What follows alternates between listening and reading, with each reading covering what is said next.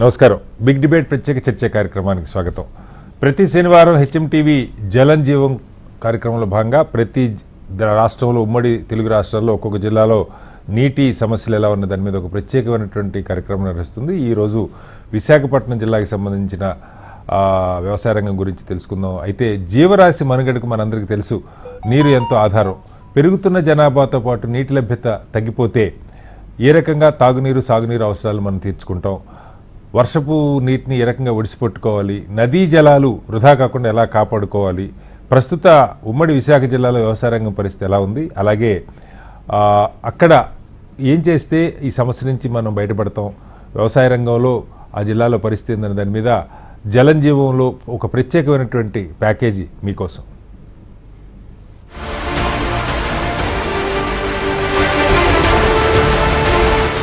విశాఖపట్నం జిల్లా అనకాపల్లి పార్లమెంటు పరిధిలో రాయవాడ, పెద్దేరు జలాశయాలు ప్రధాన సాగునీటి వనరులు. వాటి ఆయకట్టు కింద 87,530 ఎకరాల్లో ప్రధాన పంటలు సాగవుతున్నాయి. శారదా నది, వరాహ నది, తాండవ నది పరివాహక ప్రాంతం పాయకరావుపేట, అనకాపల్లి మధ్య 1,50,000 ఎకరాలకు సాగునీరు అందుతోంది.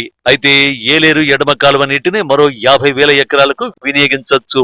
ఈ కాలువను చోడవరం వరకు పొడిగిస్తే మరో 30,000 ఎకరాల వ్యవసాయ భూమి సాగులోకి వస్తుంది. జిల్లాలో బోరుబావులు, బావుల ద్వారా 20,000 ఎకరాల లోపే భూమి సాగవుతోంది. విశాఖ జిల్లాలో అత్యధిక శాతం మంది చిన్న సన్నకారు రైతాంగం కావడంతో ₹1,000 పెట్టుబడితో బోర్లు వేయించలేకపోతున్నారు. ప్రభుత్వం నుంచి ఎలాంటి సహాయం గాని ప్రోత్సాహం గాని అందడం లేదు. ఫలితంగా గ్రామీణ ప్రాంతాల్లో అత్యధిక శాతం రైతులు కేవలం వర్షాధారం మీదే ఆధారపడి పంటలు సాగు చేస్తున్నారు.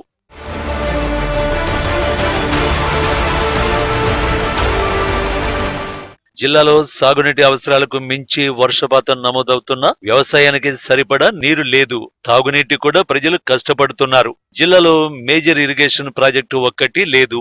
ఒకటి మీడియం, మిగిలినవి మైనర్ ఇరిగేషన్ పథకాలు ఉన్నాయి. ఉన్న వాటికి మరమ్మతులు చేయకపోవడంతో వర్షపాతంలో పై స్థానంలో జిల్లా ఉన్నప్పటికీ జిల్లాలోని అత్యధిక గ్రామీణ ప్రాంతం నిత్యం కరువు వాతతో అల్లాడిపోతోంది. జిల్లాలో కురుస్తున్న 1,088 మిల్లీమీటర్ల వర్షానికి గాను జలాశయాలు కేవలం సగం మాత్రమే నిల్వ చేసుకోగలుగుతున్నాయి. ఉన్న ప్రాజెక్టుల మరమ్మతులకు నిధులు విడుదల చేయడం లేదు. దీంతో నీటి నిల్వ తగ్గిపోయిందంటున్నారు రైతులు. విశాఖపట్నం జిల్లా, పూర్వం జిల్లా, అనకాపల్లి నూతన జిల్లాలోనూ ఇరిగేషన్ అనేది చాలా మనకి అత్యవసరమైనటువంటి మన డిపార్ట్మెంటు. మరి ఇక్కడ రైతాంగం, ముఖ్యంగా అనకాపల్లి జిల్లా రైతాంగం అంతా కూడా సుమారు రైతాంగం ఇరిగేషన్ మీద, సాధారణమైనటువంటి గ్రోయిన్స్ మీద, చెరువుల మీద, ఆనకట్టుల మీద ఎక్కువ ఆధారపడి మరి పంట సాగు అనేది మనకి జరుగుతూ ఉంది. మరి దానిలో చూసినట్టయితే అనకాపల్లి జిల్లాలో అనకాపల్లి జిల్లాలో ఉన్నటువంటి గ్రోయిన్స్లో చూసినట్లయితే ప్రధానంగా నగరంపూడి కావచ్చు, సీతానగరం, తుమ్మపాల, ఎల్లయ్య కాలువ, అలాగే ఎల్లయ్య కాలువతో పాటు చెర్లోపల్లి, నాగలపల్లి, గోడారు ఆనకట్టు, 7 ఆనకట్టులు కూడా సుమారుగా 9,000 ఎకరాలు మరి సాగు కేవలం మన సాధారణ నదీ ప్రాంతాల్లో ఉన్నటువంటి గ్రోయిన్స్ ద్వారా రైతులకి ఈ యొక్క నీరంతా ఉంది. మరి ఏదైతే గ్రోయిన్స్ ఉన్నాయో ఇవన్నీ కూడా గత 5 సంవత్సరాలు కూడా వైసీపీ పాలనలో జగన్ ప్రభుత్వం ఎక్కడ కూడా ఇరిగేషన్కి ₹1 అనేది మంజూరు చేయడం వల్ల సుమారుగా ఈ 7 గ్రోయిన్స్ కూడా దెబ్బతిన్నాయి. మన అనకాపల్లి మండలమే కాదు, అనకాపల్లి జిల్లా కాదు, మొత్తం రాష్ట్రం మొత్తం ఇదే పరిస్థితి ఉంది. మన జిల్లాలో ఇంచుమించుగా సుమారుగా 6 లక్షల ఎకరాలు మరి వరి సాగు కానీ, చెరుకు కానీ సాగు చేస్తున్నారు. ఈ అందరికీ కూడా నీరు అందాలంటే ఖచ్చితంగా మన గ్రామీణ ప్రాంతం ఉన్నటువంటి ఈ యొక్క సాధారణ రివర్ ప్రాంతాలు ఏదైతే ఉన్నాయో, చెరువులు కానీ, ఈ ఆనకట్లు కానీ లింకప్ ఉన్నాయో అవన్నీ కూడా రిపేర్ చేయాల్సిన అవసరం ఉన్నప్పటికీ కూడా గత 5 సంవత్సరాలు పెట్టి కూడా ₹1 కూడా ఎస్టిమేషన్కి, ఇంజనీర్ ఇచ్చిన ఎస్టిమేషన్కి ₹1 కూడా మంజూరు చేయలేదు. జిల్లాలోని మైదాన ప్రాంతంలో సాగుకు అవకాశమున్న వ్యవసాయ భూమి సుమారు 33% మాత్రమే ఉంది. సాగుకు అనుకూలమైన 10,31,000 ఎకరాల భూమిలో 9,49,257 ఎకరాల్లో సాగు జరుగుతోంది. ఇందులో కేవలం 2,15,000 ఎకరాలకు మాత్రమే సాగునీరు అందుతోంది. అంటే వ్యవసాయ యోగ్యమైన భూమిలో కేవలం 23% భూమికి మాత్రమే సాగునీరు అందుతోంది. ఇందులో కూడా శారద, తాండవ, వరాహ, శబరి, మేఘాద్రిగడ్డ, రైవాడ, కోణాం, గంభీరం ప్రాజెక్టుల కింద 2,80,000 ఎకరాల ఆయకట్టుకు సాగునీరు అందుతోంది.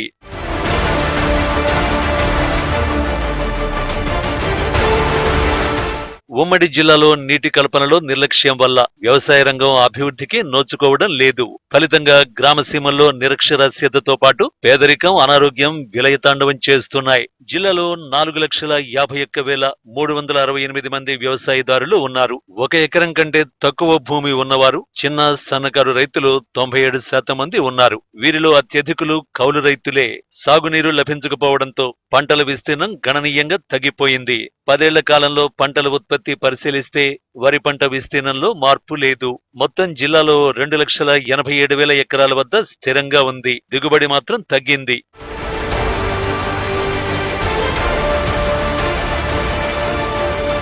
1991లో వరి దిగుబడి 1,83,000 టన్నులుండగా 2004 నాటికి 1,46,000 టన్నులకు పడిపోయింది. అదే భూమిలో సాగు చేసిన 20% పైగా దిగుబడి తగ్గిపోయింది. ఎకరానికి 6.5 క్వింటాళ్ల దిగుబడి మాత్రమే వచ్చింది. పశ్చిమ గోదావరి, గుంటూరు జిల్లాల దిగుబడిలో సగం కంటే కూడా తక్కువ. సాగునీటి లభ్యత తగ్గిపోవడం, ఆధునిక వ్యవసాయ పద్ధతులు పాటించకపోవడం, వర్షాధార భూములు, అకాల వర్షాలతో దిగుబడి తగ్గింది. మెట్ట భూముల్లో జీడి పంట విస్తీర్ణం ఉత్పత్తి పెరిగింది. అంటే వ్యవసాయం జీడికి మారిందని అర్థమైపోతుంది. మెట్ట ప్రాంతాల్లో సరుగుడు తోటల పెంపకం కూడా పెరిగింది. ఈ 2 వ్యాపార పంటలే. వీటి పెంపకానికి వ్యవసాయ కూలీల అవసరం అంతగా ఉండదు. 20 ఏళ్లలో సముద్ర తీరంలో పంట భూములన్నీ చేపలు, రొయ్యల చెరువులుగా మార్చేశారు. నేడు ఆ భూములన్నీ నాశనమైపోయాయి. ఈ 3 రోజుల నుంచి కురుస్తున్న వర్షాలకు రైతాంగం పూర్తిగా అనకాపల్లి జిల్లా వరి నారుమళ్ళు వేసి ఉన్నారు. ఈ 3 రోజుల తుఫాను పరిస్థితులకి ఈ వరి నారుమళ్ళు దెబ్బతిని రైతాంగం పూర్తిగా నష్టపోయే పరిస్థితిలో ఉన్నారు. కాబట్టి ప్రభుత్వాలు దీని మీద దృష్టి సారించి రైతాంగాన్ని ఆదుకోవాలి. శారదా నది మీద 9 ఆయకట్లు ఉన్నాయి. ఈ 9 ఆయకట్లు ఆనుకొని 1,00,000 ఎకరాలు సుమారు ఆయకట్టు భూమి ఈ అనకాపల్లి జిల్లాలో ఉన్నది. కావున చాలా వరకు గ్రాయిన్లన్నీ కూడా దెబ్బతినున్నాయి. ఈ మధ్య వచ్చిన ప్రభుత్వాలు ఈ గ్రాయిన్లు పరిశీలన చేసి గ్రాయిన్లన్నీ పూర్తిగా శిథిలావస్థకు చేరి ఉన్నాయి. కాబట్టి దాన్ని పునర్నిర్మాణం చేస్తామని చెప్పేసి కూడా వాగ్దానాలు చేయడం జరిగింది. జిల్లాలో హెచ్చు వ్యవసాయం వర్షాధారంగానే సాగుతోంది. వ్యవసాయంలో వచ్చిన ఈ మార్పు గ్రామీణ ప్రాంతంపై తీవ్ర ప్రభావాన్ని చూపుతోంది. వ్యవసాయ కార్మికులు, పేద రైతులు విశాఖ నగరానికి, ఇతర పట్టణ ప్రాంతాలకు ఉపాధి కోసం వలస వెళ్తున్నారు. వ్యవసాయాన్ని ప్రోత్సహించి రైతుల వలసలు తగ్గించాలని కోరుతున్నారు రైతు సంఘం నాయకులు. అనకాపల్లి జిల్లాలతో పాటు మనకి పూర్వం ఉమ్మడి జిల్లాల్లో ముఖ్యంగా ఏజెన్సీ ప్రాంతాల నుంచి కొండ ప్రాంతాలు దిగు ఉన్నటువంటి ఆనకట్లు మనకి ఏదైతే రాయవాడ, అలాగే కోన రిజర్వాయరు, జాలంపల్లి, ఇవన్నీ కూడా ప్రధానంగా అక్కడ నీటి నిల్వలు అన్నీ కూడా అక్కడ స్టాకేజ్ చేసి ఆ స్టాకేజ్ నీరు ద్వారా మన శాశ్వతమైనటువంటి ఇక దేవరాపల్లి మండలం కావచ్చు, చీడికండ మండలం కావచ్చు, లేదా బుచ్చిపేట మండలం కావచ్చు, కోటపాడి మండలం కావచ్చు, డైరెక్ట్గా ఛానల్ నుంచి కూడా నీరు వచ్చేటువంటి అవకాశం ఉంది. మరి అనేక మండలాలు కూడా అక్కడ ఈ యొక్క రైవాడ డాముల ద్వారా డైరెక్ట్ నీరు అందేటువంటి అవకాశం మరి 24 అవర్స్ అంటే సంవత్సరానికి 360 రోజులు కూడా పంట పండించి చీడికండ మండలం కావచ్చు, లేకపోతే దేవరాపల్లి మండలం కావచ్చు, లేదా జాలంపల్లి కావచ్చు, వీళ్ళకి 3 పంటలు పండేటువంటి డామ్ నుంచి నీరు రావడం వల్ల అవకాశం ఉంది. మరి ఆ డాములు కూడా 5 సంవత్సరాలు పెట్టుకోవడం రిపేర్స్ కానీ, దాని కెపాసిటీ పెంచడం కానీ, అందులో ఉన్నటువంటి ఏదైతే చెత్త ఉందో, రద్దు అయితే ఉందో పూడికలు తీయించడం కానీ చేయలేదు. మరి అవి కూడా పూడికలు తీయించే దాని కెపాసిటీ పెంచాల్సిన అవసరం ఉంది. అలా దిగువ ప్రాంతాలకు కూడా నీరు వచ్చేటటువంటి విధానంలో ఈ గ్రోయిన్స్ కూడా రిపేర్ చేసినట్లయితే అటు ఆనకట్టు మీద ఆయకట్టుదారులు, అలాగే మనకు ఉన్నటువంటి రిజర్వేర్ ఆయకట్టుదారు రైతులు కూడా బాగుపడతారు. ఈరోజు గ్రోయిన్స్ ఉన్నటువంటి చెరువు మీద ఉన్నటువంటి రైతులు కూడా బాగుపడాలంటే ఖచ్చితంగా అటు రిజర్వాయర్లు, ఇటు ఉన్నటువంటి గ్రోయిన్స్ని అన్నిటి కూడా ప్రభుత్వం ఇమీడియట్గా వాటిని రిపేర్ చేసి వచ్చే సంవత్సరం కూడా నీరు అందేలాగా ప్రభుత్వం చర్యలు తీసుకోవాలనేసి, ఈ సంవత్సరం కూడా అందేలాగా చర్యలు తీసుకోవాలనేసి రాష్ట్ర ప్రభుత్వాన్ని రైతాంగ తరఫున కోరుకుంటున్నాం. శారదా నది అనంతగిరి మండలంలో పుట్టి దేవరపల్లి మీదుగా చోడవరం మండలంలో లక్కవరం వద్ద ప్రవేశిస్తుంది. ముద్దుర్తి నుంచి అనకాపల్లి మండలానికి చేరుతుంది. శారదా నది పక్కన ముద్దుర్తి వద్ద 1993-94లో 8,05,000తో 326 ఎకరాలకు సాగునీరు అందించేందుకు ఎత్తిపోతల పథకాన్ని నిర్మించారు. చోడవరం నియోజకవర్గంలో శారదా నది, ఉపనదులైన పెద్దేరు, బొడ్డేరు, తాచేర ప్రధాన సాగునీటి వనరులు. వీటిపై నిర్మించిన గ్రెయిన్ల ద్వారా సాగునీటిని వ్యవసాయానికి అందించవచ్చు. ఈ గ్రెయిన్లు శిథిలమైపోగా కొన్ని సంవత్సరాలుగా మెయింటెనెన్స్ చేయకపోవడంతో నీరు సముద్రంలో కలిసిపోతోంది. కోటౌరట్ల, ఎస్ రాయవరం మండలాల్లో వరాహ నది ప్రవహిస్తోంది. ఎస్ రాయవరం మండలంలో వరాహ నది నీటి ద్వారా 60 చెరువుల్లో చేరిన నీటితో 30,000 ఎకరాల్లో పంటలు పండుతున్నాయి. నాతవరం మండలంలో తాండవ నది ప్రవహించి పాయకరావుపేట మండలంలోని పెంటకోట వద్ద సముద్రంలో కలుస్తుంది.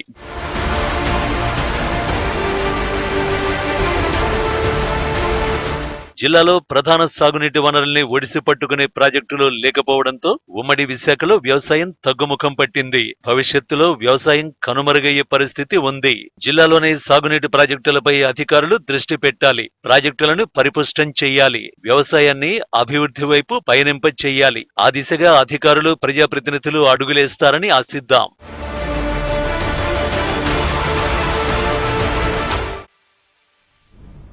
విశాఖ జిల్లాలో వ్యవసాయం గురించి లోతుగా చర్చించే ముందు జిల్లాలో ఉమ్మడి విశాఖ జిల్లాలో వ్యవసాయ రంగం మీద, అలాగే అక్కడ నీటిపారుదల మీద మనతో మాట్లాడటానికి 3 నిపుణులు ఇవాళ మనతో ఉన్నారు. లోకనాథం గారు సిపిఎం పార్టీ విశాఖ జిల్లా ప్రధాన కార్యదర్శి, అలాగే శివశంకర్ గారు జనసేన పార్టీ రాష్ట్ర ప్రధాన కార్యదర్శి, అలాగే వృత్తిరీత్యా వారు జియాలజిస్టు, బాలు గాడి గారు రైతు స్వరాజ్య వేదిక రాష్ట్ర కో కన్వీనర్. 3 కూడా మనతో ఉన్నారు. ముందుగా లోకనాథం గారు నమస్కారం. లోకనాథం గారు, ఈ విశాఖ జిల్లా సరే ఒకవైపు సముద్రం, మరోవైపు ఏజెన్సీ ప్రాంతం, మెట్ట పంటలు, మైదాన ప్రాంతం, దాదాపు ఒక 10 లక్షల ఎకరాల దాకా సాగుకు అనుకూలమైనటువంటి భూమి ఉన్నదని చెప్పి చెప్తారు.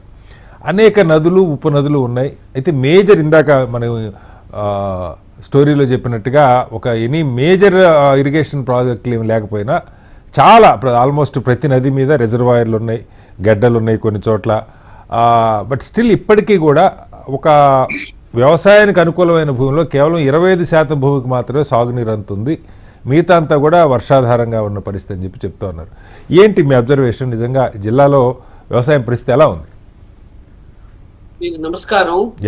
అట్లాగే శివశంకర్ గారికి, బాలు గారికి, మన టీవీ ప్రేక్షకులకి అందరికి ధన్యవాదాలు.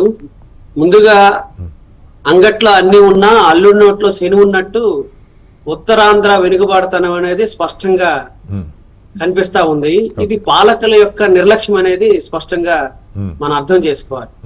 ఎందుకంటే విశాఖపట్నంలో 10 లక్షల ఎకరాలు సాగు భూమికి అనుకూలంగా ఉండే భూమి అనేది స్పష్టంగా చెప్పున్నారు. ఇక్కడ తూర్పు కనుమలు ఉన్నాయి. ఆ తూర్పు కనుమల్లో నీళ్లు విపరీతంగా వస్తాయి. దానికి ఒక ప్రణాళికబద్ధమైన కృషి లేకపోవడంతో ఇరిగేషన్ అనేది ఇబ్బంది వస్తా ఉంది. వాస్తవంగా ఇప్పుడు సాగు అవుతున్న భూములు సంబంధించిన దాంట్లో మీరు స్టోరీ బోర్డులో చెప్పిన లేదు వివరాలు తీసుకుంటే దాదాపు 84,759 ఎకరాలకు మాత్రం ఈరోజు సాగు జరుగుతా ఉంది. అంటే దాదాపు 9 లక్షల ఎకరాలు అసలు సాగుకి లేదు, మిట్టి వ్యవసాయం. దీనికి సంబంధించిన దాంట్లో కూడా చూసుకున్నప్పుడు మనం ఇది అభివృద్ధి జరగాలంటే అంత ముందు పాలకులు గాని ఇప్పుడున్న పాలకులు గాని వ్యవసాయ రంగానికి, ఇరిగేషన్ కి ఇవ్వాల్సిన ప్రాధాన్యత ఇవ్వట్లేదు అనేది స్పష్టం. ఎందుకంటే ఈ రోజు నిన్ననే నిర్మలా సీతారామన్ గారు బడ్జెట్ ప్రవేశించారు. ఆమె చెప్పిన దాంట్లో 40% మంది ప్రజానీకం ఈ రోజు కూడా వ్యవసాయం మీద ఆధారపడి జీవిస్తా ఉన్నారని చెప్తా ఉన్నారు. అలాగే టీడీపీలో కూడా చాలా కీలకమైన పాత్ర నిర్వహిస్తుంది వ్యవసాయ రంగం. అలాంటిది విశాఖపట్నం ఒకవైపున పారిశ్రామిక అభివృద్ధి జరుగుతా ఉంది, ఇంకో వైపున పట్టణాభివృద్ధి జరుగుతుంది, ఇంకో వైపున వచ్చేసరికి వ్యవసాయ రంగానికి ఇవ్వాల్సిన ప్రాధాన్యత ఇవ్వట్లేదు అనేది స్పష్టంగా మనకు అర్థం కావాలి. ఎందుకంటే మాకు ఇక్కడ పెద్దేరు జలాశయం ఉంది. పెద్దేరు జలాశయానికి సంబంధించి 86,80 లక్షల రూపాయలు ఖర్చు పెడితే, అంటే దాదాపు 90 కోట్లు ఖర్చు పెట్టగలిగితే దానికి సంబంధించి 20,000 ఎకరాల భూమి సాగులోకి వచ్చేదానికి అవకాశం ఉంటుంది. అదే కాదు, పోలవరం ఎడవ కాలువ పూర్తి అయితే 1,60,000 ఎకరాలకి ఇచ్చేదానికి అవకాశం ఉంటుంది. అలాగే ఉత్తరాంధ్ర సృజన స్రవంతిని పూర్తి చేయగలిగితే 2,80,000 ఎకరాలకి పూర్తి చేసేదానికి అవకాశం ఉంటుంది. ఎక్కడికి వర్షాలు వెళ్ళేదానికి అవకాశం లేదు. మీరు చెప్పినట్టు ఇందాక తమను చెప్పారు, ఒకవైపు ఏజెన్సీ ప్రాంతంలో విస్తారంగా వర్షాలు పడుతున్నప్పుడు వచ్చిన నీళ్ళని స్టోరేజ్ కింద మార్చే ప్రయత్నం అనేది ఎక్కడ జరగట్లేదు. సముద్రంలో తీరా కలిసిపోతుంది. శారదా గాని, వరాహ గాని, లేదనుకుంటే పెద్దేరికి సంబంధించిన దానిలో చూసుకుంటే సముద్రంలో జలాశయంలో కలిసిపోతుంది. దాని స్టోరేజ్ అనేది ఇక్కడ జరగట్లేదు. దీనికి ప్రధాన కారణం ఏంటంటే ఎక్కడ దానికి కావాల్సిన ప్రణాళికబద్ధమైన కృషి జరగకపోవటం వల్లే ఇబ్బంది వస్తుంది. అదే కాదు, మా జిల్లాలో దాదాపు 80,000 ఎకరాలు చక్కెర పండించేవాళ్ళు. చెరుకు చక్కెర పరిశ్రమలు మూతపడ్డాయి. పాలకుల వైఫల్యమా, ఇప్పుడున్న వాళ్ళ యొక్క ఇది దాదాపు ఒక 10-15 ఏళ్ల నుండి చక్కెర పరిశ్రమ 80,000 ఎకరాల నుండి 20,000 ఎకరాలకు తగ్గిపోయింది. 3 షుగర్ ఫ్యాక్టరీలు తగ్గిపోయాయి. ఇప్పుడు వాళ్ళు ఏం చెప్తున్నారు, షుగర్ ఫ్యాక్టరీలకు సంబంధించిన ఏదైతే షుగర్ కేన్స్ ఉన్నాయో దానికి సంబంధించిన పంట మీద కూడా ఆసక్తి లేదు రైతులకు సంబంధించి. ఒకటి గిట్టుబాటు ధర రాకపోవడం, రెండోది ప్రభుత్వం నుండి ప్రోత్సాహం లేకపోవడం, మూడోది ఏదైతే పరిశ్రమ ఉన్నాయో మూతపడే పరిస్థితి ఉంది. అదే కాదు, అనేక అరటాకులు సంబంధించిన అరట చెట్లు సంబంధించిన కానీ మాకు ఇక్కడే పాయకరాపేట, నక్కపల్లి ఆ ప్రాంతానికి వెళ్తే తమలపాకు వ్యాపారం బ్రహ్మాండంగా జరిగేది. ఇటు ఒరిస్సా గానీ లేదు మద్రాసు గానీ ఇతర ప్రాంతాలకు వెళ్ళేది, బెంగాల్ గానీ వెళ్ళేది. ఈ రోజు వచ్చేసరికి అక్కడ కూడా తగ్గిపోయే స్థితి వచ్చేసింది. ఏదైనా ప్రాంతం అభివృద్ధి జరగాలంటే ఈ రోజు మనం చెప్తున్న డెవలప్డ్ కంట్రీకి సంబంధించిన దానిలో స్థూల జాతీయ ఉత్పత్తి పెరగడానికి ఈ రోజు అమెరికా గానీ, బ్రిటన్ గానీ, ఆస్ట్రేలియా గానీ వాళ్ళ వివరాలు తీస్తే 100% ప్రభుత్వమే సబ్సిడీలు ఇస్తుంది, ఇరిగేషన్ ప్రాజెక్ట్ డెవలప్ చేస్తుంది, ఆ రకంగా రైతులకి ఆదుకునే పరిస్థితి ఉంది. కానీ ఇక్కడ ఒక కేంద్రం గానీ రాష్ట్రం గానీ ఇరిగేషన్ కి ఇవ్వాల్సిన ప్రాధాన్యత గానీ వ్యవసాయ రంగానికి ఇవ్వాల్సిన ప్రాధాన్యత గానీ ఇవ్వట్లేదు. మిగతా దానికి ప్రాధాన్యత ఇస్తున్నారు. 24 గంటలు మనం కష్టపడినా చివరి రాత్రికి వచ్చేసరికి అన్నం తినాలి. ఈ రోజు ఆహార ఉత్పత్తులు తగ్గిపోతున్నాయని చెప్తా ఉన్నారు. ఆహార ఉత్పత్తులు పెంచడానికి రైతులకు ఏ రకమైన సబ్సిడీలు ఇస్తున్నారు? రైట్ లోకనాథ్ గారు మళ్ళీ వస్తాను మీ దగ్గరికి. బాలు గారు, ఇక్కడ మనకి మేజర్ ఇరిగేషన్ లేకపోయినా దాదాపు చాలా మంచిగా అక్కడున్న నాయకులు లేకపోతే దాతల పేర్లతో చాలా రిజర్వాయర్లు పెట్టుకున్నారు. ఒకటి సాగి సత్యనారాయణ రాజు గారిది తాండవ రిజర్వాయర్ అని చెప్పి, అలాగే నారాయణమూర్తి గారి రైవాడ రిజర్వాయర్ ఉంది, అలాగే పాలవెల్లి రిజర్వాయర్ ఉంది. ఇలా చాలా రిజర్వాయర్స్ మనకి ఉన్నాయి. పెద్దేరు రిజర్వాయర్ ఉంది. ఈ రిజర్వాయర్లకు సంబంధించి ఇందాక ఇంట్రోలో చెప్పినట్టుగా కొంత గ్రోయింగ్స్ అన్న వాటికి సంబంధించి ఏదో వాటి నిర్వహణ లోపం ఉందంటా ఉన్నారు. అయితే ఇవన్నీ పనిచేసినా ఎఫెక్టివ్గా వాటి పూర్తి సామర్థ్యంతో పనిచేసినా కూడా ఒక 2.5 లక్షల ఎకరాలకే సాగునీరు రిజర్వాయర్ల ద్వారా వీటి కాలువల ద్వారా అందుతూ ఉంది. ఎందుకంటే ప్రాజెక్టులు ఆన్గోయింగ్లో లేదంటే పెండింగ్లో, ఉదాహరణకి ఒకటైతే ఒక ఈ ఏలేరు ప్రాజెక్టు కెనాల్ కనుక అది ఎక్స్టెండ్ చేయగలిగితే దాదాపు ఇంకొక 30-40 వేల ఎకరాలకి సాగునీరు అందుతుందని చెప్తా ఉన్నారు. జీవనదులు ఉన్నాయి, కొన్ని రిజర్వాయర్లు కట్టున్నాయి. అంటే ప్రపోజల్స్ స్పష్టంగా ఏం చేయాలి ఈ జిల్లాకి, దాదాపు 10 లక్షల ఎకరాలు సాగులోకి, అందులో ఆహార పంటలు ఉన్నాయి, వరి, చెరుకు, ఇతర వారు చెప్పినట్టు ఇందాక లోకనాథన్ గారు చెప్పినట్టు తమలపాకులు లాంటివి కానీ ఇతర కమర్షియల్ క్రాప్స్ కూడా వేయడానికి అవకాశం ఉంది. ఎక్కడ లోపం ఉంది బాలు గారు?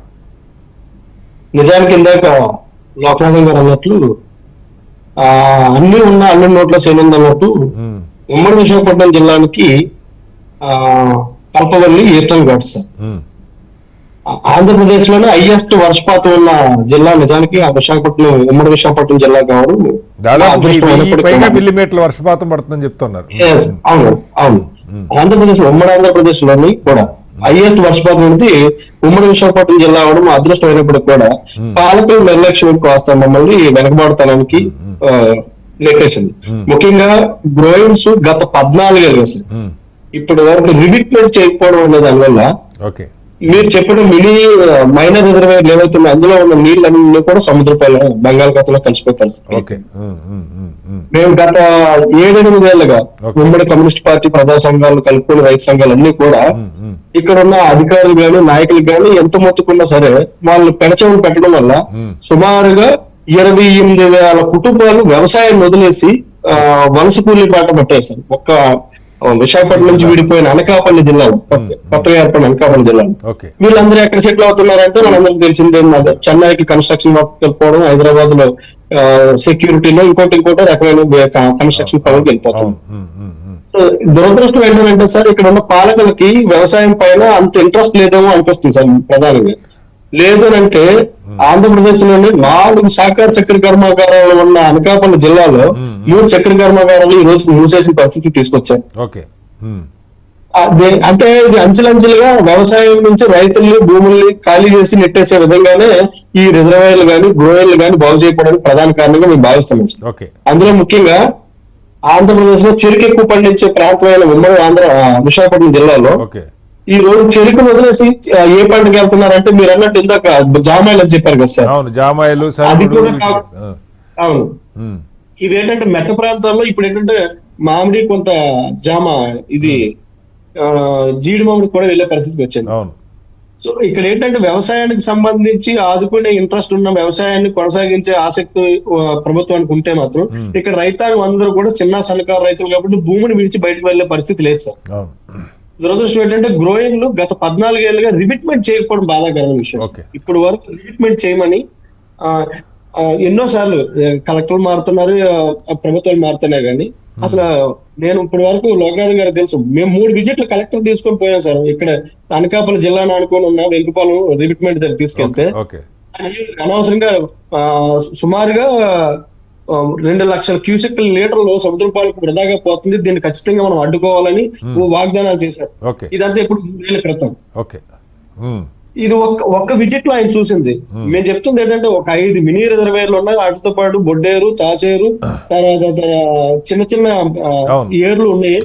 ఎక్కడికక్కడ రిమిట్మెంట్లు వేసి గ్రోయిన్లు కానీ కాపాడగలిగితే సార్ ఉత్తరాంధ్ర సృజన సమంతి వచ్చినా రాకపోయినా కనీసం 1,50,000 ఎకరాలని. బాలు గారు, మీ వాయిస్ కట్ అవుతుంది, మ్యూట్లోకి వెళ్ళినట్టుంది. బాలు గారు, హలో బాలు గారు. బాలు గారు, మీ వాయిస్ మ్యూట్లోకి వెళ్ళింది. ఒకసారి బాలు గారి దగ్గరికి మళ్ళీ వస్తాను. వాయిస్ మ్యూట్లోకి వెళ్ళింది బాలు గారిది. శివశంకర్ గారు, మీరు ఇప్పుడు ఇద్దరు చెప్పింది, లోకనాథన్ గారు చెప్పినా బాలు గారు చెప్పినా, ఉన్న ఎగ్జిస్టింగ్ వీటిని వాడుకోవటంలో చిన్న చిన్న మరమ్మతులు నిర్వహణ ప్రభుత్వాలు ఏమైనా కానివ్వండి, ఒక 14 ఏళ్ళుగా వాటి రిపేర్లు చేయకపోవటం వల్ల కొన్ని లక్షల క్యూసెక్కులు సముద్రం పాలు అయిపోయినాయి నీళ్లు. అలాగే రైతులు, వేల కుటుంబాలు అక్కడి నుంచి బయటికి వెళ్ళిపోతున్నారు అన్నది మనకు కనపడుతుంది. కొత్త ప్రభుత్వం వచ్చింది, కొత్త ఆశలతో గంపెడంత ఆశలతో ప్రజలు ఆహ్వానం పలికారు. ఉన్న వాటిని కాపాడుకోవటం, అలాగే కొన్నిటిని ఎక్స్టెండ్ చేస్తే చిన్న ఉత్తరాంధ్ర సృజన స్రవంతి దాదాపు 3 జిల్లాలు ఓ పెద్ద ఉద్యమంలాగా ఇప్పుడు మీ ప్రభుత్వంలోనే కొనతాల గారే దానికి చాలా కీలకంగా రామకృష్ణ గారే లీడ్ తీసుకొని నిర్వహించినట్టు ఉద్యమం. ఆయనే ఇప్పుడు ప్రభుత్వంలో మీ పార్టీలో ఉన్నారు. అయితే దీని మీద నేను పర్టికులర్గా ఒకళ్ళ గురించి అని కాదు కానీ విశాఖ జిల్లాకి సంబంధించి మీరు గతంలో జియాలజిస్ట్గా ఉన్నారు, మీకు అనుభవం ఉన్నది, జిల్లా పట్ల మమకారం ఉంది. ఏం చేయాలి? ఉన్న సమస్యలు ఎలా పరిష్కరించగలుగుతాం? శ్రీనివాస్ గారు నమస్కారం అండి. హెచ్ఎంటీవీ ప్రేక్షకులకి, లోకనాథన్ గారికి, బాలు గారికి నమస్కారం. ఇక్కడ ప్రధానంగా జలాశయాలు ఇవన్నీ వాటి గురించి మన ఇద్దరు వక్తలు కూడా మాట్లాడారు. వాటర్ మేనేజ్మెంట్ అన్నది very very poor in Visakhapatnam district, అంటే ఉమ్మడి Visakhapatnam. I mean to say అసలు water management linked with agriculture అన్న దాని మీద దృష్టి పెట్టకపోవడానికి నేనైతే ఏమనుకుంటున్నానంటే శ్రీనివాస్ గారు, ప్రధాన కారణం నాయకత్వ శూన్యత అంటారు. నాయకత్వ శూన్యత. ఇప్పుడు ఉత్తరాంధ్రలో మీరు విజయనగరం కానీ శ్రీకాకుళం కానీ తీసుకున్నట్టయితే మీకు విజయనగరం జిల్లాలో కూడా గతంలో వాటర్ శూన్య రిసోర్సెస్ అంతా లేకపోయినప్పటికీ కూడా జంజావతి వచ్చింది, అలాగే తోటపల్లి రిజర్వాయర్ ఎక్స్పాన్షన్ అయింది. ఇలాగా నెంబర్ ఆఫ్ రిజర్వాయర్స్ కోసం అక్కడ నాయకత్వం ప్రయత్నించడము, తద్వారా రైతులు లబ్ధి పొందడం జరిగింది. కానీ అదే ప్రక్రియ అనకాపల్లి ప్రాంతంలో విశాఖపట్నం జిల్లాలో లేకుండా పోయింది. ప్రధాన కారణం ల్యాక్ ఆఫ్ లీడర్షిప్ అని అంటాను.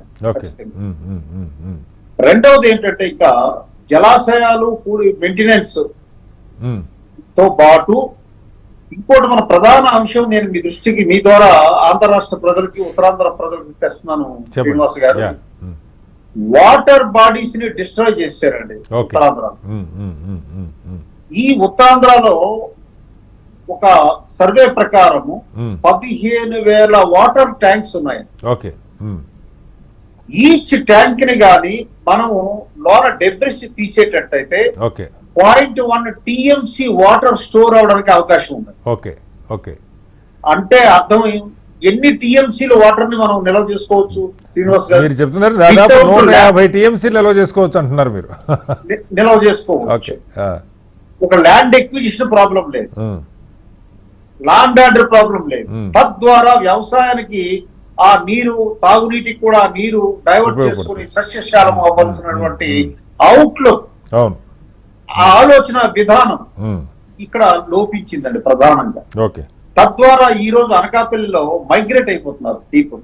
అవును. కొమ్మపాల కోఆపరేటివ్ సెక్టర్ లో ఏర్పాటు చేసిన అద్భుతమైనటువంటి షుగర్ ఫ్యాక్టరీ అది కాలగర్భంలో కలిసిపోయింది.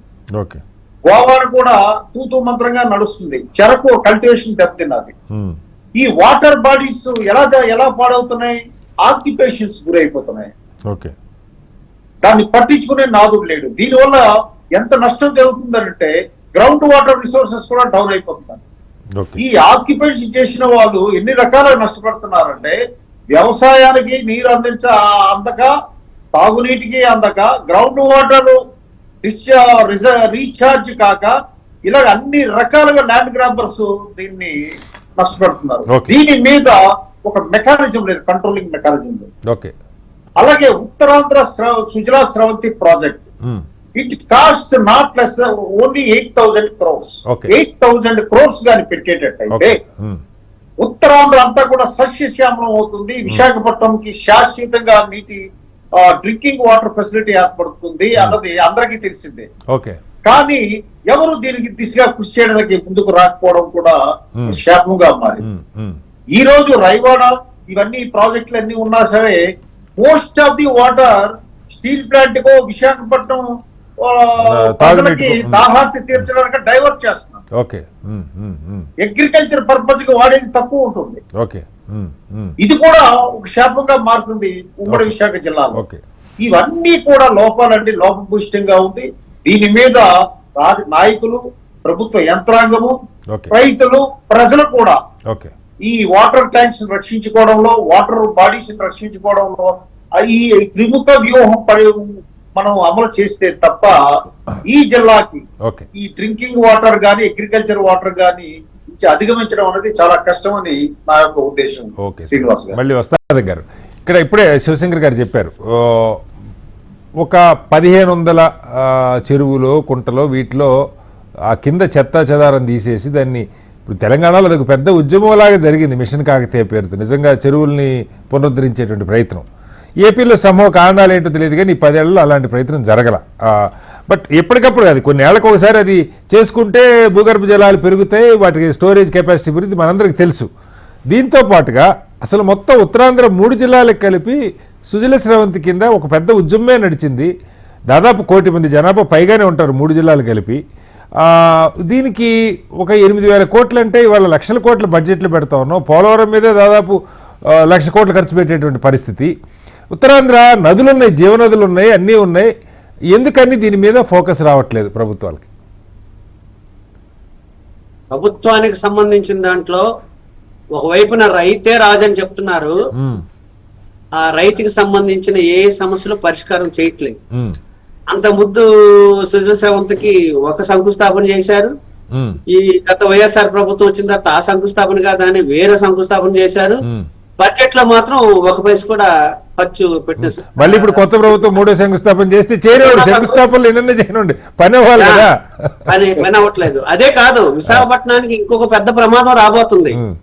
దాకా మిత్రులు శివశంకర్ వీళ్ళంతా వాటర్ బాడీస్ ఇవన్నీ దీనికి సంబంధించిన దాంట్లో చాలా బాగా చెప్పారు.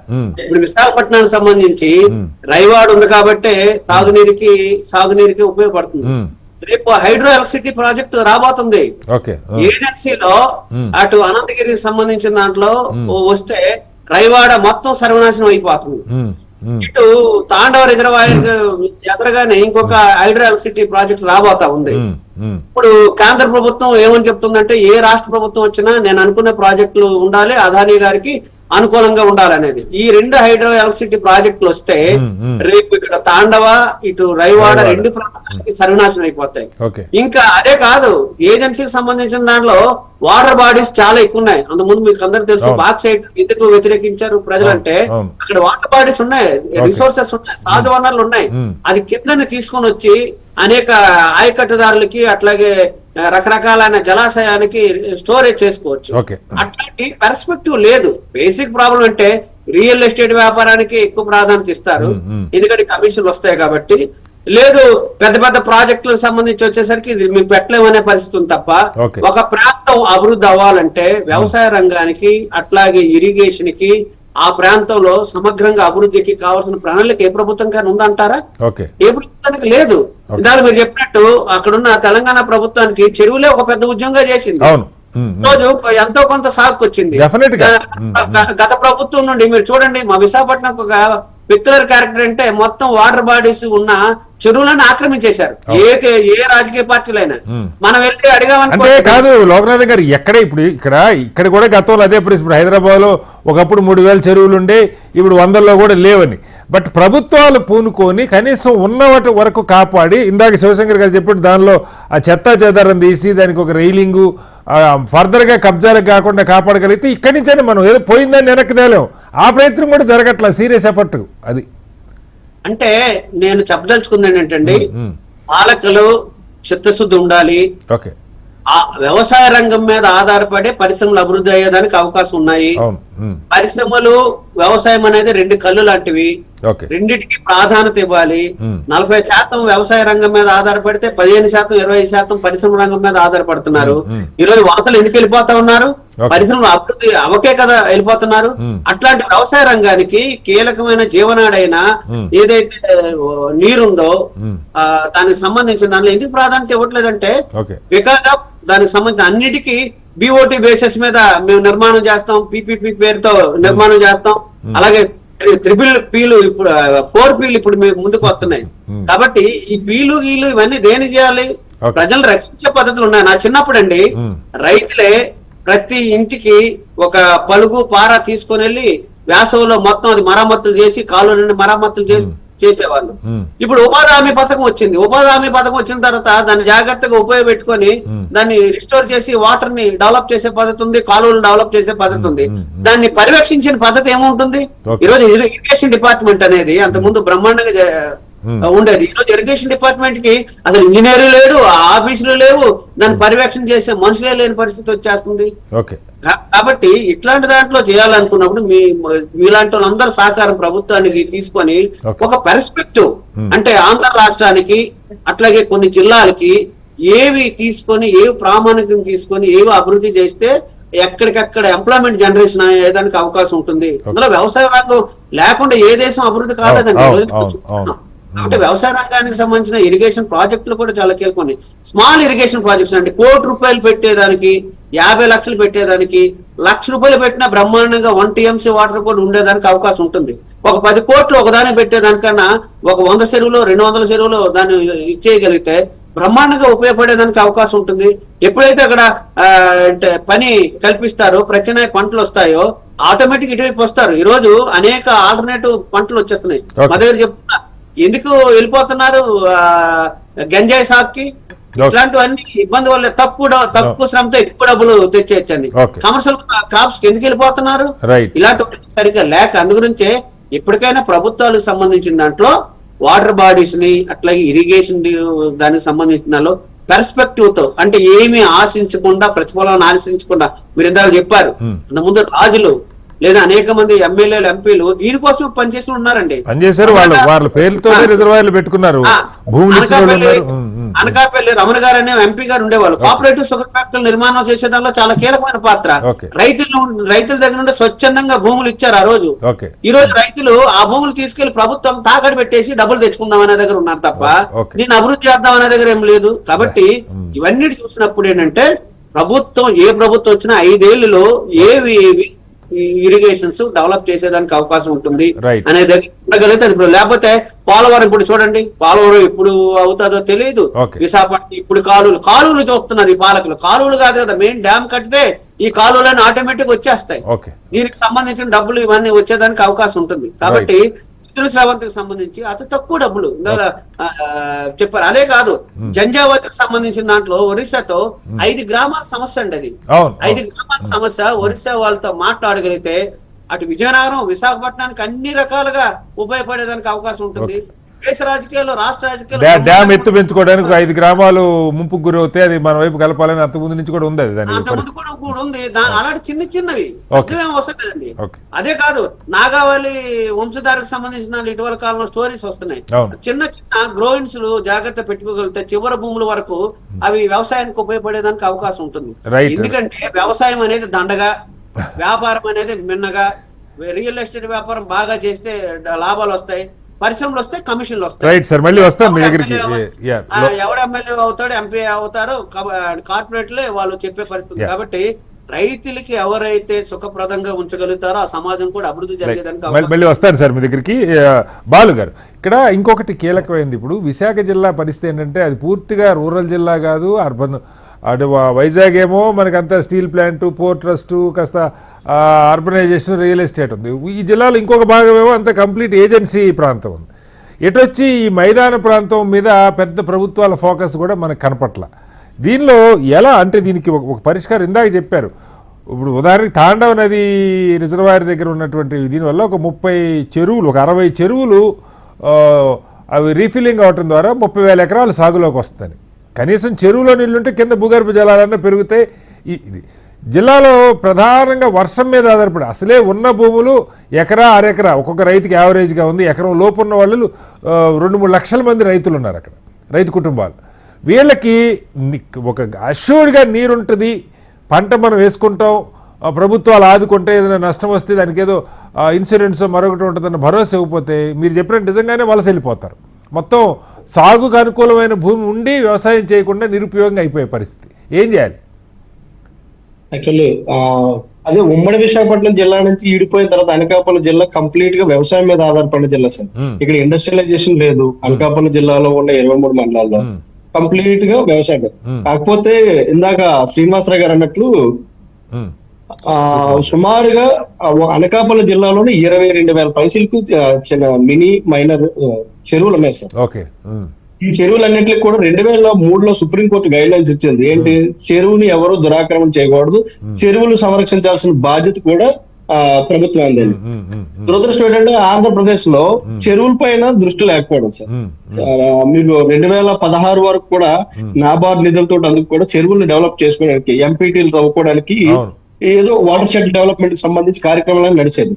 దురదృష్టం ఏంటంటే 2016 నుంచి అంచెలంచెలుగా వాటర్ షెడ్ డెవలప్మెంట్ అనేది కూడా ఆగిపోయింది. దీనివల్ల ఏంటంటే గ్రౌండ్ వాటర్ తగ్గిపోతుంది. వాటర్ షెడ్ డెవలప్మెంట్ అయితేనే కదా సార్ వ్యవసాయానికి సంబంధించి ప్రవాహం ఉన్నా లేకపోతే గ్రౌండ్ వాటర్ పెరుగుద్ది, కొంత ప్యూరిఫికేషన్ వాటర్ తాగడానికి వ్యవసాయానికి కూడా అనుకూలంగా జరుగుతుంది. దాంతో పాటు మీకు 2022లో సార్, అంటే ఇక్కడ ఒక ఎగ్జాంపుల్ గా చెప్తాను. 2022లో అంబేద్కర్ కోనసీమ జిల్లా, అదే పూర్వ తూర్పుగోదావరి జిల్లాలో ఐనవిల్లి మండలం, ఐనవిల్లి, ఐపోలవరం, కాట్రేనికొండ మండలాల్లో కౌలు రైతులందరూ కూడా క్రాప్ హాలిడే ప్రకటించారు. కౌలు రైతులు రాష్ట్ర చరిత్రలో కౌలు రైతులు క్రాప్ హాలిడే ప్రకటించడం అనేది మొట్టమొదటిసారి జరిగింది 2022లో. దానికి ప్రధాన కారణం ఏంటంటే గోదావరి జలాల ప్రవాహం పూర్తి స్థాయిలో వ్యవసాయానికి అనుకూలంగా ఉన్న గోదావరి జిల్లాలోనే గ్రోయిన్లు బాగు చేయమని మొరపెట్టుకొని ప్రభుత్వానికి విన్నవించినప్పటికీ కూడా కనీసం వాళ్ళు నిర్లక్ష్యం చేస్తే అసలు వ్యవసాయం చేయడానికి నీళ్లు లేని పరిస్థితి, గ్రోయిన్ ద్వారా నీళ్ళేమో రాకపోయిన పరిస్థితి ఉంటే రిమిట్మెంట్ చేయమని రికమెండ్ చేశాం. మేమందరం కూడా ఒక 3 రోజుల పాటు ధర్నా చేస్తాం. తర్వాత ఏంటంటే అక్కడ ఉన్న లోకల్ యంత్రాంగం, తర్వాత అప్పుడు ఎమ్మెల్యే గారు సతీష్ గారు అనుకుంటారు, పివి సతీష్ గారు ఖచ్చితంగా చేస్తానన్నారు. జగన్మోహన్ రెడ్డి గారు కూడా ఆగస్టు 3వ తారీఖున అక్కడ ప్రమాణం చేశారు. నేను ఇక్కడ ఈ గ్రోయిన్లకు ఎంత అయితే ఖర్చు అవుతుందో దాన్ని రిమిట్మెంట్ చేయించి బాగు చేస్తాను, దానికి 230 కోట్లు రిలీజ్ చేస్తానని కూడా ప్రమాణం చేశారు. ఇప్పుడు వరకు సార్ రాష్ట్రంలో ఎక్కడ కూడా గ్రోయిన్లు ముట్టుకోలేదు, రిమిట్మెంట్ చేయలేదు ఎక్కడ కూడా, గోదావరి లేదంటే అనకాపల్లి జిల్లా అనుకోలేదు. కారణం ఏమి కాదు సార్, ఇందాక మీరు అడిగారు కదా ఏంటి నిర్లక్ష్యం, వ్యవసాయం పైన ప్రభుత్వాలకి నిర్లక్ష్యం. లోకనాథన్ గారు అన్నట్టు వ్యవసాయం మీద పెట్టుబడి పెడితే రైతు మేలు చేస్తుంది, ఆయన ఒక్కరికి కాదు సార్, జనాలందరికీ, జీవరాశి అందరికీ ఉపయోగం. కానీ ప్రభుత్వాలకి ఆ కన్సర్న్ వ్యవసాయం మీద లేకపోవడం అనేది చాలా బాధాకరమైన విషయం. ఇంకొకటి ప్రధానమైన సార్, ఇక్కడ ఉమ్మడి అనకాపల్లి, కొత్తగా ఏర్పడిన అనకాపల్లి జిల్లాలో ఉన్న మైనర్ రిజర్వేర్స్ ఏమన్నా మినీ రిజర్వేర్స్, వాటి పక్కన ఇల్లీగల్ గా మైనింగ్ కి పర్మిషన్లు ఇచ్చడం వల్ల గ్రోయిన్లన్నీ మూసిపోతున్నాయి. నేను అక్కడ కళ్యాణపురం రిజర్వేర్ పక్కన ఫారెస్ట్ ల్యాండ్ లో రెవెన్యూ వాళ్ళ పర్మిషన్ లేకుండా, ఫారెస్ట్ డిపార్ట్మెంట్ పర్మిషన్ లేకుండా, శివశంకర్ గారు కూడా తెలుసు ఆ ఏరియా, ఆయన పనిచేసిన ప్రాంతం కాబట్టి. అక్కడి నుంచి మల్లిపాడు నుంచి కిందకు వచ్చే ప్రాంతంలో ఇల్లీగల్ గా 8 కంపెనీలకి ఎలా పర్మిషన్ ఇచ్చేస్తారు సార్? ఆ ఆయకట్టు ఏమో 30,000 ఎకరాలు ఆయకట్టు ఉంది అక్కడ. Okay okay. ఈ రోజు ఆ ఆయకట్టు మొత్తం మూసుకుపోయి వాళ్ళందరూ కూడా ఇక్కడ రోలుగుంట, బుచ్చాయిపేట, రావుకొత్త మండలాలన్నీ కూడా ఎడారిగా తయారు చేస్తారు సార్. ఈ రోజు ప్రభుత్వానికి చిత్తశుద్ధి లేకపోవడం. రెండోది ఏంటంటే మా జిల్లాకు ఉన్న దురదృష్టమైన విషయం ఏంటంటే అందరూ వలస నాయకులు సార్. మాకు ఎవరు లోకల్ నడుస్తుంది. మా జిల్లాలో అందరూ వలస నాయకులు ఉంటారు. వాళ్ళకి ఈ ప్రాంతం లీడర్షిప్ కొరత అంటే అదే స్థానికంగా ఈ కష్టాలు చూసి ఎదిగిన నాయకులు అయితే నిజంగా జిల్లా మీద వాళ్ళకి ఒక మమకారం ఉంటుంది. బయట నుంచి వచ్చిన వాళ్ళకి ఎంతైనా ఏమున్నా వాళ్ళు ఎదగడానికి పనికి వస్తుంది, కానీ లోతు అవగాహన ఉండదు. ఇక్కడ డెవలప్ చేయడం వల్ల వాళ్ళకి ఏం మేలు జరగదు సార్. ఏమో ఉంటే ఇందాక లోకానికి గారు రియల్ ఎస్టేట్ ఏదో చేసుకుంటే వచ్చే డబ్బులు, కమిషన్ డబ్బులతో వాళ్ళు వృత్తిరీత్యా, వ్యాపార రీత్యా వాళ్ళు బాగుపడతారు. ఇక్కడ వ్యవసాయం మీద వాళ్ళు దృష్టి పెట్టాల్సిన అవసరం లేదు. ఒకవేళ ఇక్కడ లోకల్ వ్యవసాయం మీద లేదంటే నీటిపారుదల మీద కన్సర్న్ ఉండి అంటే ఇన్ని వేల చెరువులు ఉన్న జిల్లాలో కనీసం వాటర్ మేనేజ్మెంట్ అనేది ఇందాక శివశంకర్ గారు వాటర్ మేనేజ్మెంట్ ఉండేలా ఉంటే పెద్ద పెద్ద రిజర్వాయర్లు అవసరం లేదు సార్. బహుళార్థ ప్రాజెక్ట్ ఉత్తరాంధ్రకి అవసరం లేదు. నిజానికి వాటర్ మేనేజ్మెంట్ చేసి ఆ ఎంపీటీలు అన్ని బాగు చేయించి చెరువులన్నీ బాగు చేస్తే ఎక్కడికక్కడ ఏ గ్రామానికి ఆ గ్రామంలో విపరీతమైన నీళ్లు, గ్రౌండ్ వాటర్ పెంచుకునే అవకాశం ఉంది. కానీ ప్రభుత్వం ఆ దిశగా ఆలోచించలేదు. ఇంకొక విషయం ఏంటంటే సార్, 2003లో ఇచ్చిన గైడ్ లైన్స్ కిరణ్ కుమార్ రెడ్డి గారి హయాంలో నాదెండ్ల మనోహర్ గారు స్పీకర్ గా ఉన్న టైంలో అసెంబ్లీలో ఒక ప్రస్తావన వచ్చింది. ఏమని? చెరువులు దురాక్రమణకు గురవుతున్నాయి కాబట్టి ఎన్ఆర్ఈజీఎస్ చెరువు పనులు చేసే దగ్గర ఎక్కడైతే చెరువులు ఆక్రమణించారో అవన్నీ కూడా కాపాడుకోవాల్సిన బాధ్యత పంచాయతీదే అని అసెంబ్లీలో ప్రస్తావన తెచ్చారు. ఆ సందర్భంలోనే చాలా మండలాల్లో, చాలా ప్రాంతాల్లో చెరువుల దగ్గర నుంచి భూములు ఎవరైతే ఆక్రమించారో వాళ్ళని వెకేట్ చేయడం జరిగింది. ఇప్పుడు కూడా తెలంగాణలో మాదిరిగా మిషన్ కాకతీయ మాదిరిగానే ఇక్కడ కూడా ఆంధ్రప్రదేశ్ లో చెరువుల్ని కాపాడే దిశగా దురాక్రమణకు గురైన చెరువులన్నీ కూడా వెకేట్ చేసి అక్కడికి నీళ్లు ప్రవాహం ఉంచేలాగా ప్రయత్నం చేయాలి సార్. గ్రోయిన్ లో ఒకటే కాదు సార్, ఈ చెరువుల్లోకి వచ్చే నీరు ఏదైతే ఉందో అవన్నీ కూడా మూసిపోయి అక్కడికి ఎక్కడ పడితే అక్కడ గోడలు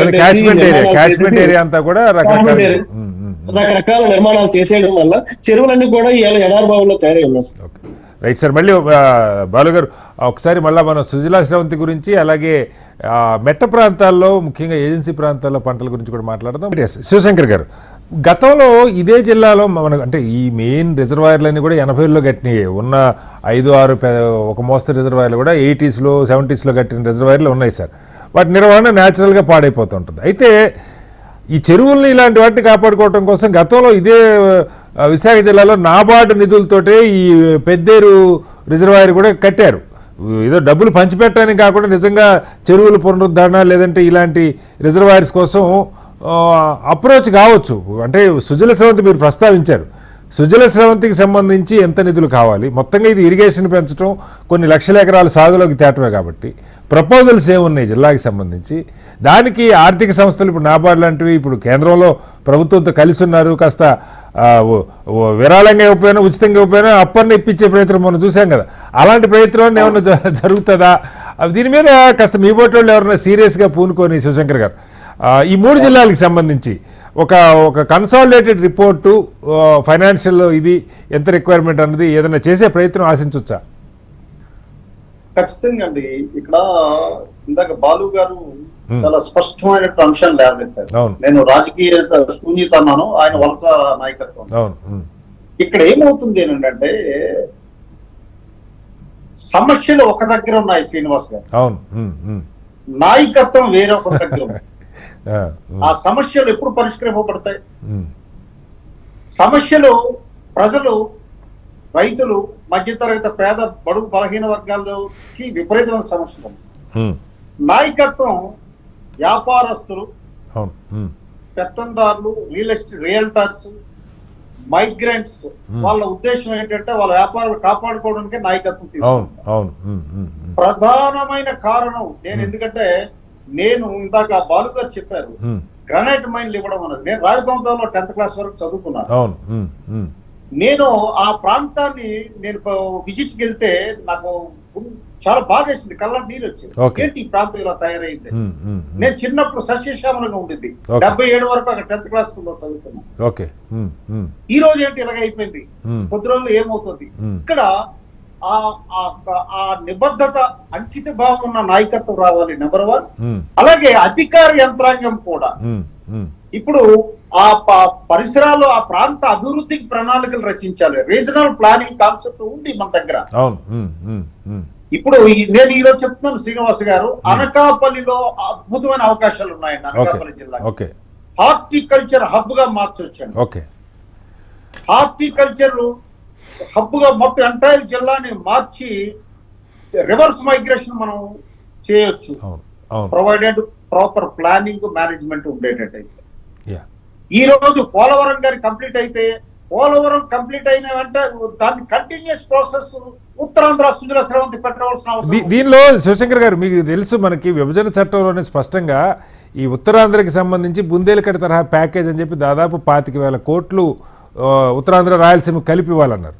నిజంగా అలాంటివి ఏమన్నా పట్టుబట్టి సాధించుకోగలిగితే ఈ ప్రాజెక్టులన్నీ కూడా డెవలప్ చేసుకోవడానికి వ్యవసాయం పరిశ్రమలు రెండూ బాగుపడటానికి అవకాశం ఉంటుంది. ఏదన్నా వాటి మీద అంటే డబ్బు అల్టిమేట్గా ఎండ్ ఆఫ్ ది డే ప్రభుత్వాలేమో పథకాలు, స్కీములు, హామీలు ఇవి ఎక్కువ ఉంటున్నాయి. బడ్జెట్లో 1,000 కోట్లు పెట్టే పరిస్థితి ఏ ప్రభుత్వాలకు కనపట్ల. మనకి ఏదైనా కేంద్రం నుంచి భారీగా మనకి హక్కుగా రావాల్సిన తెచ్చుకునే ప్రయత్నం జరుగుతుందని ఆశించవచ్చా?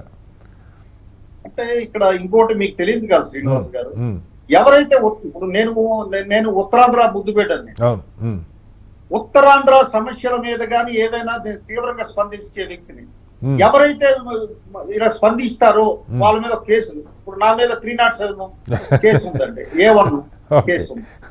అలాగే లోకనాథం గారి గురించి చెప్పక్కర్లేదు, బాలు గురించి ఆయన గురించి కూడా చెప్పక్కర్లేదు. అంటే ఈ గొంతుల్ని నొక్కే కార్యక్రమం మనది ఫ్రీడమ్ ఆఫ్ స్పీచ్ ఆర్టికల్ 19 ని వీళ్ళు తొక్కేస్తున్నారు. ఆ రకంగా ఈ సమస్యలు దృష్టికి తీసుకురావడానికి కూడా అందరూ ధైర్యవంతులు ఉండాలండి శ్రీనివాస్ గారు. ఎందుకంటే ఉత్తరాంధ్ర రెక్కాడితే గానీ డొక్కాడని బతుకు. ఇక్కడ అందరూ కూడా స్మాల్ స్కేల్ ల్యాండ్ హోల్డింగ్స్ అన్ని కూడా చాలా తక్కువ ఉంటాయి. పేద మధ్యతరగతి ప్రజానికి ఉంటది, కానీ అవేర్నెస్ లో చైతన్యంలో ఉత్తరాంధ్ర ముందు ఉంటదండి. నక్సలిజం ఎక్కడి నుంచే వచ్చింది, విప్లవాలన్నీ ఇక్కడే పుట్టాయి. కాబట్టి ఇకనైనా నేను మీ ద్వారా ఉత్తరాంధ్ర ప్రజలకి, ఉద్యమకారులందరికీ చెప్పేది ఏంటంటే, మీరు ఏదైతే ఒక సలహా ఇచ్చారో ఉత్తరాంధ్రలో ట్యాంకులు గాని వాటర్ బాడీస్ రక్షించుకుని ఉత్తరాంధ్ర జలాశయాలు గాని ఉత్తరాంధ్ర ప్రాజెక్టులు కంప్లీట్ చేస్తే సస్యశ్యామలం అవుతుంది. ఉత్తరాంధ్ర నుంచి ఒక్క వ్యక్తి కూడా మైగ్రేషన్ ఇది right time, this is the high time Shivashankar garu. మీకు తెలియదు కాదు, అవకాశం ఉంది రాష్ట్రంలో, కేంద్రంలో. దాన్ని డబుల్ ఇంజిన్ సర్కార్ అంటారా, మరొకటి అంటారా, సరే వాళ్ళ ప్రాధాన్యతలు ఏమైనా ఉండొచ్చు. మీ బొట్టోళ్ళంతా పూనుకొని కాస్త సెగ రాజేస్తే గానీ పని కాదు.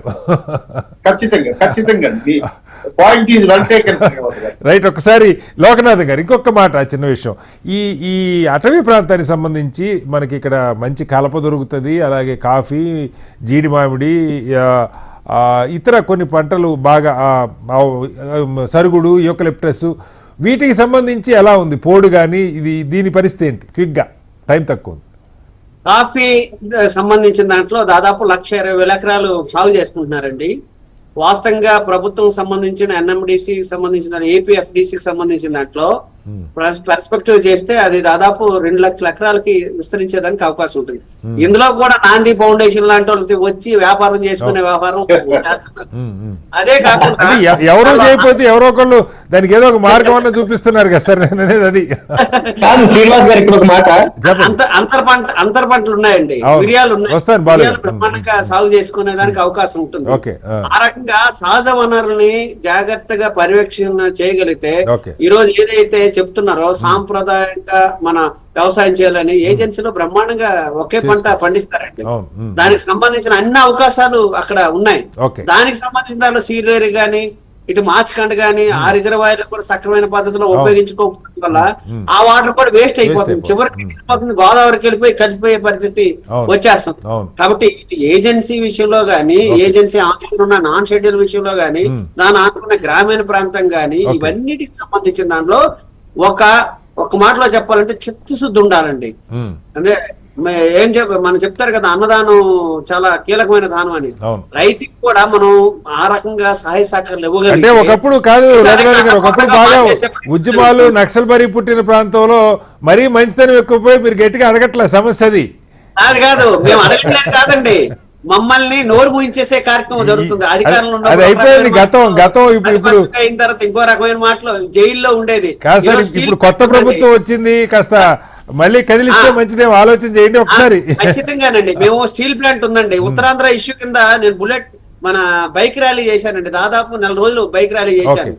దాదాపు 1000 మందిని చైతన్యం చేశాను. అయితే శివశంకర్ గారు చెప్పినట్టు పాలకులు ఎవరైతే ఉన్నారో ఈ ప్రాంత ప్రజానీకానికి సంబంధించిన మౌలికమైన అంశాలు ఏంటి, దాన్ని ఎట్లా జోక్యం చేసుకోవాలి, ఏ రకంగా ఉండాలనే దగ్గర లేదు. ఓ ఎజెండా మేము ముగ్గురం ప్యానెల్లో ఎవరైతే ఉన్నామో ఆ ప్యానెల్లో సృష్టిస్తామని కోరుకుంటా ఉన్నాం. అదే జరగాలి, సన్నిహితం కావాలని కోరుతాం. ఈ కార్యక్రమం ద్వారా జరిగితే సంతోషం. బాలు గారు, మీరు ఈ ఏజెన్సీ ప్రాంతానికి సంబంధించి ఈ మెట్ట పంటల గురించి ఏం చెప్తారు క్విక్ గా?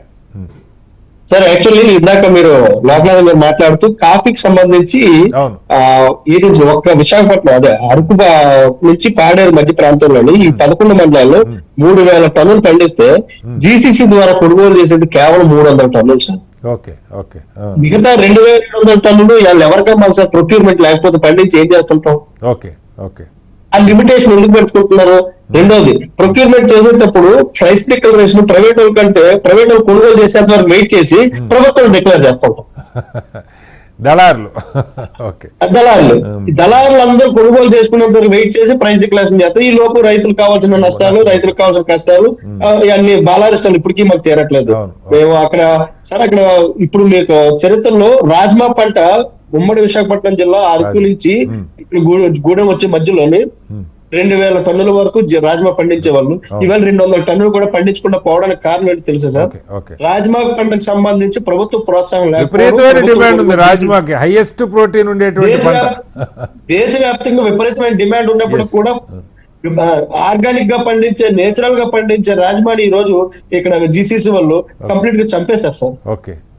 తర్వాత వాటర్ బాడీకి సంబంధించి రాష్ట్రం ప్రతి జిల్లా కేంద్రంలోని ఒక ప్రభుత్వ యంత్రాంగం ఉంది సార్. కాకపోతే వాళ్ళని ఆ యంత్రాంగాన్ని వాటర్ మేనేజ్మెంట్ కాకుండా వేరే మేనేజ్మెంట్ కి అప్పచెప్పేశారు. డోమా డిస్ట్రిక్ట్ వాటర్ మేనేజ్మెంట్ అథారిటీ అని జిల్లాలోని వాటర్ బాడీస్ డెవలప్మెంట్ కి సంబంధించి విపరీతంగా పనిచేయడానికి కేటాయించిన డిపార్ట్మెంట్ ఏదైతే ఉందో అది ఈ రోజు ఎన్ఆర్జీఎస్ పనులు చేసే కేంద్రం అయిపోయింది.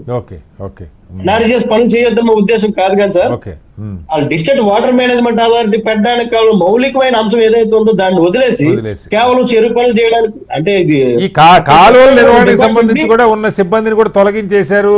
ఇటు రైతు సంఘాలకి అవ్వలేదు, నీటి సంఘాలకి, అలాగే వాళ్ళున్న సిబ్బందిని కూడా తొలగించారని చెప్తారు. నిజమేనా బాలు గారు? అవును, తొలగించారు సార్. ఇంత ముందు ఏంటంటే చెరువులకు సంబంధించి మేనేజ్మెంట్ చేయడానికి గ్రామంలోనేమో ఒక కమిటీ వేసుకొని గ్రామంలో ఏ ఏరియాకి ఎంత నీరు వాడాలనేది వాళ్ళు ముందు రోజు నిర్ణయించుకొని వాళ్ళకి ఇచ్చుకునే పరిస్థితి. ఈ రోజు అట్లాంటి పరిస్థితులు ఏమీ లేవు. నిజానికి వాటర్ మేనేజ్మెంట్ కి సంబంధించిన దాకా శివశంకర్ గారు లేవనెత్తిన ప్రశ్నకి డిస్ట్రిక్ట్ వాటర్ మేనేజ్మెంట్ అథారిటీకి కంప్లీట్ గా ఆ పని అప్పచెప్పాలి సార్. ఎన్ఆర్జీఎస్ పనులు చేయడానికి ప్రభుత్వం ఇంకొక డిపార్ట్మెంట్ ఎన్ఆర్ చేయడం లేదంటే ఇంకొక డిపార్ట్మెంట్ పెట్టమనండి, అదనంగా నోడల్ ఏజెన్సీ డోమాన్ ఉండమనండి, కాదని అంటలేదు. ఈ రోజు వాళ్ళు లేకుండా చేశారు. ఇంకొకటి ప్రధానమైన విషయం ఇందాక చెప్పిన దాంట్లోనే నాబార్డు వాళ్ళ ద్వారా వాటర్ షెడ్ ప్రోగ్రాంలు ఏవైతే నడిచేవో అవి ఆపేయడం వల్ల కూడా గ్రౌండ్ వాటర్ తగ్గిపోతుంది. వాటర్ షెడ్ కార్యక్రమాల వల్ల ఎక్కడ పడితే అక్కడ పెర్కులేషన్ ట్యాంక్స్ తగ్గించి ఎక్కడికక్కడ గ్రౌండ్ వాటర్ పెంచే అవకాశం ఉండేది. ఈ రోజు ఆ కార్యక్రమాలు ఏమి లేకుండా చేస్తారు. రైట్ సార్, మొత్తంగా రాష్ట్రంలో అత్యధిక వర్షపాతం ఉన్న విశాఖ జిల్లాలో తూర్పు కనుమల పుణ్యవాణి ఇంత నీరున్నప్పటికీ, ఇంత శ్రమ చేసే రైతులు, రైతాంగం, చిన్న చిన్న కమతాలు, బయట వేరే పనులు రాని వాళ్ళు లక్షల మంది ఉన్నప్పటికీ పెద్ద పెద్ద వేల కోట్ల రూపాయలు అవసరం లేకుండా ఉన్న రిజర్వాయర్లను కాపాడుకోవటం, వాటి మరమ్మతులు, వాటి నిర్వహణ చూసుకోవడంతో పాటుగా ఉత్తరాంధ్ర సుజల స్రవంతిని పూర్తి చేయటం, అలాగే చెరువులు దాదాపు 1500 చెరువులు పైగా ఈ జిల్లాలో నిర్వీర్యం అయిపోయినాయి. వీటిని తిరిగి పునరుద్ధరించుకోవడం ద్వారా నిజంగా సస్యశ్యామలం చేసుకోవడానికి అవకాశం ఉంది. ఆ దిశగా నా చర్చలో పాల్గొన్న నిపుణులతో పాటు ఉత్తరాంధ్ర జిల్లా, అలాగే ముఖ్యంగా విశాఖకి సంబంధించి మమకారం ఉన్న ప్రతి ఒక్కళ్ళు కదలాలని కోరుకుందాం. ఇది సరైన సమయం వీటిని సాధించుకోవడానికి. అటు కేంద్రంలో, రాష్ట్రంలో ఒకే ప్రభుత్వాలు పనిచేస్తూ ఉన్నాయి.